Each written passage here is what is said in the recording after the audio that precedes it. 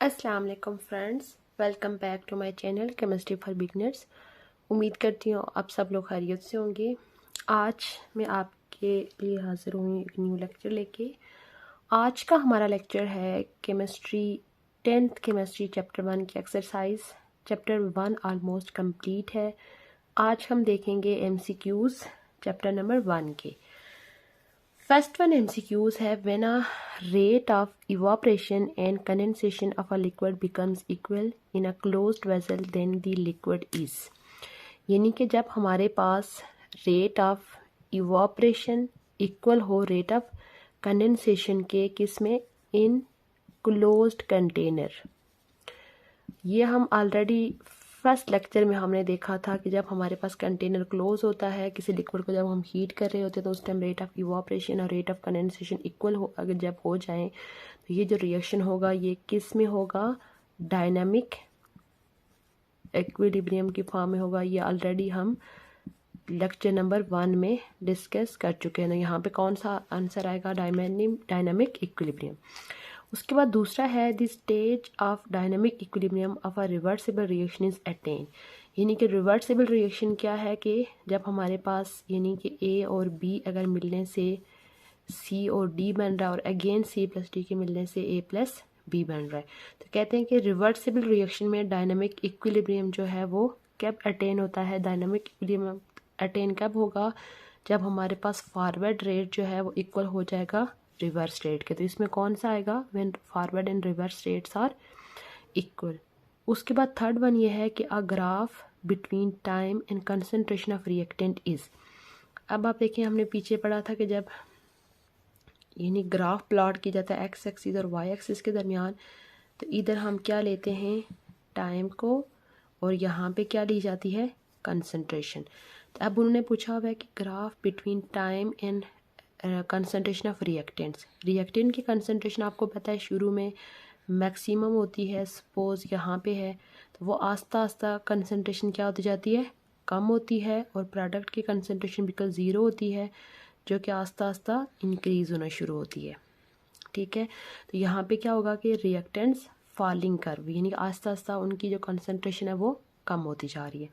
The concentration of reactants at equilibrium stage, जब हमारे पास एक इक्विलिब्रियम आ जाती है तो उस टाइम रिएक्टेंट की जो कंसंट्रेशन होगी वो कांस्टेंट रहती है। क्यों कांस्टेंट रहती है, क्योंकि रेट ऑफ फॉरवर्ड और रेट ऑफ रिवर्स रेट जो है वो इक्वल हो जाते हैं। जिस स्पीड से रिएक्टेंट प्रोडक्ट में और प्रोडक्ट वापस रिएक्टेंट में जाने वो स्पीड बिल्कुल सेम है, जिस वजह से दोनों जो है वो ओवरऑल कंसंट्रेशन क्या हो जाएगी, सेम होगी।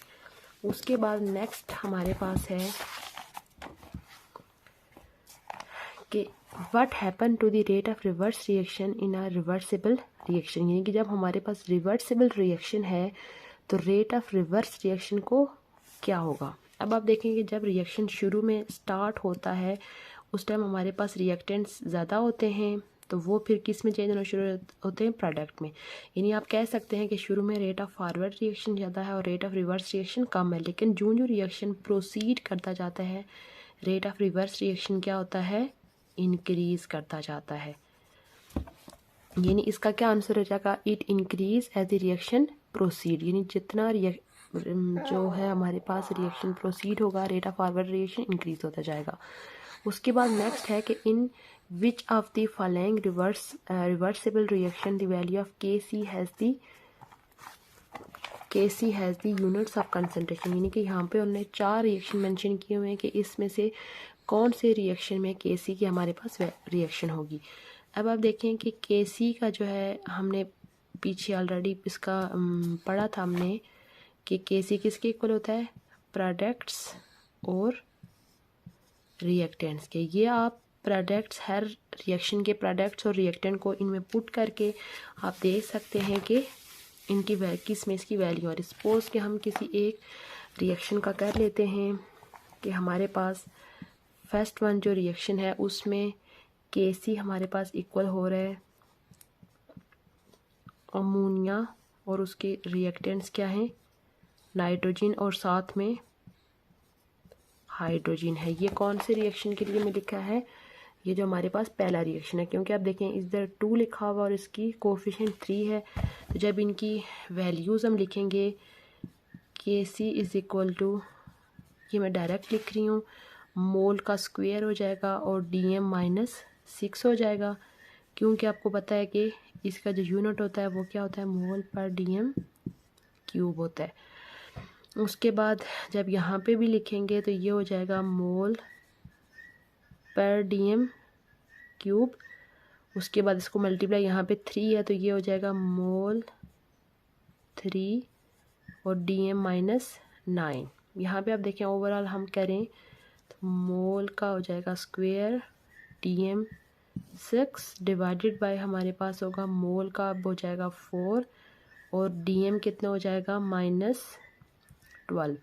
6 ये और 6 ये इधर से कट जाएंगे, यहाँ से 2 मोल और 2 मोल कट जाएंगे, तो हमारे पास पीछे क्या बचेगा, 1 डिवाइडेड बाय मोल की हो जाएगी 2 और dm क्या हो जाएगा -6। जब हम इसको ऊपर लेके जाएंगे ये हो जाएगा मोल -2 और dm +6। इस तरह से आप 1 बाय 1 तमाम रिएक्शंस का करके देख सकते हैं कि कहाँ पे जो हमारे पास यूनिट्स आ रही हैं और किस में यूनिट्स नहीं आ रही हैं।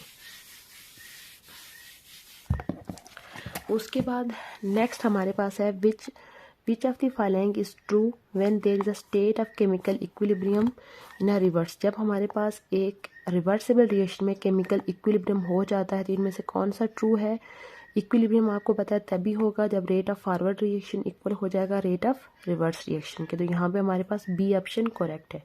उसके बाद नेक्स्ट है a small value of Kc for a reversible reaction. ये हमने इक्विलिब्रियम कांस्टेंट की जो एप्लीकेशंस थी उसमें हमने देखा था कि Kc की वैल्यू लो होगी तब क्या होगा, Kc की वैल्यू जब लार्ज होगी तब क्या होगा, और Kc की वैल्यू क्या होगी, मॉडरेट होगी तब। Kc की वैल्यू लो है, इट्स मीन कि अभी रिएक्शन बहुत कम स्पीड से फॉरवर्ड डायरेक्शन में जा रहा है, यानी कि ये हमें लो स्पीड के बारे में बताता है। तो यहाँ पे क्या होगा, लो एक्सटेंट ऑफ रिएक्शन। उसके बाद क्वेश्चन नंबर 9 है the value of Kc for the reaction. यहाँ पे हमारे पास एक रिएक्शन है, ये हम ऑलरेडी पीछे इसकी एप्लीकेशंस में पढ़ चुके हैं कि जब इस रिएक्शन में Kc की वैल्यू क्या होती है 10⁻⁻30। इसमें क्या आंसर आ जाएगा 10⁻⁻30।